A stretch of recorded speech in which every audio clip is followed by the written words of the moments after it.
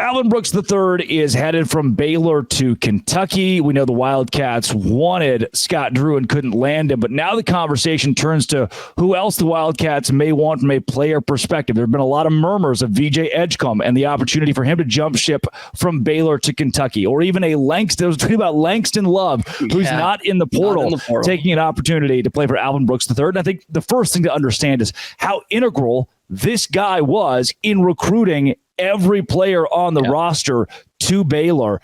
How much in a world where players today commit to coaches more than they do universities, how much could this affect the Baylor basketball program now losing assistant after assistant?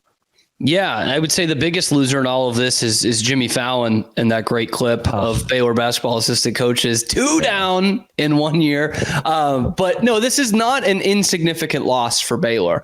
You talk about it's the recruiting standpoint, and that's just one facet of this, because Scott Drew is now replacing both his associate head coaches from this year, both of them, and probably the next most trusted guy outside of that, and Bill Peterson. So your top 3 guys next to you on the bench. And while they've always had a deep staff, names that we all know, guys that we trust, that's for sure. But that is a lot to replace 4 of your 5 starters plus those 3 guys. Do you think in saying that does open the door for a Kentucky to poach basketball players when, again, these kids have built such a good relationship with Alvin Brooks III?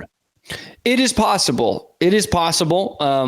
I will say, Scott Drew is such a personality that I think a lot of those guys love playing for him as well, versus, there are certainly other schools where the head coach might not move the needle for you as much as a player. And specifically to your point in the question of, guys committing to coaches more than schools, we're seeing that, I would guess, more than ever. And that is something that certainly is cause for concern in the VJ Edgecombe situation. Number 3 player in the class, most explosive player in the class, picked Baylor over Duke and Kentucky. So he was already looking at Kentucky even when Alvin Brooks was recruiting him to come to Baylor. That said, I did have a great interview with the great Ted Emmerich of ESPN. It was on Locked On Baylor on Friday, and he had said he was the announcer who was on the ESPN call when VJ Edgecombe made the live decision at Hoop Hall in Massachusetts. And Ted said, we talked to him beforehand. We knew what the decision was going to be, and he told us that he was ready to commit to Baylor the day he visited. Like Duke, Kentucky, while he liked that, it just didn't usurp what Baylor had to offer him. And that was, the new facilities and the culture around Baylor and playing for Scott Drew, like all of those things went into it. So that does make me feel a little bit better. Maybe I'm naive there, but that does make me feel better. And the other thing that makes me feel better is we are seeing Scott Drew have probably the best coaching tree of any active coach in college basketball. In fact, I don't think it's really close right now. And with that, with Grant McCaslin leaving years ago, and John Jacobs and Alvin Brooks and Jerome Tang, most famously to Kansas State. You know how many Baylor players transferred and went with those coaches? 0, not a single guy. And some of that was before the transfer portal. Obviously, Baylor basketball is no strangers to bringing in transfers, whether there was a portal or not. And some of those were after the transfer portal had started. And yet there was a constant that no guy had left the program specifically to just go with another coach.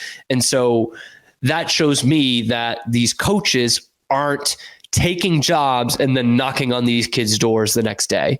So with that, sure, there's absolutely a chance VJ Edgecombe can flip. I mean, he was looking at Kentucky already. Alvin Brooks was, I believe, the main recruiter on that one and has been for a lot of their star power in the last couple of years, like a Jacoby Walter or Keontae George. But if you put a gun to my foot, Drake, I would say he's staying at Baylor. I think he is bought into it, and this is going to be a terrific situation for him because there is still unknown at Kentucky. While I like Mark Pope as a coach, there's a lot of unknown for a guy who's only going to be there 1 year. On the Mark Pope, Alvin Brooks III thing, you hit the one thought that makes me truly confident that Edgecombe does end up at Baylor. Alvin Brooks III is a nice guy. He really is. Pope, man. Seems the way they're building the Kentucky program is not in a Kentucky way, almost too much culture. Is it too soft? What's happening there? Alvin Brooks III was great for Baylor. I don't know if he can recruit at a Kentucky because of how cutthroat it is. And he's not a cutthroat guy.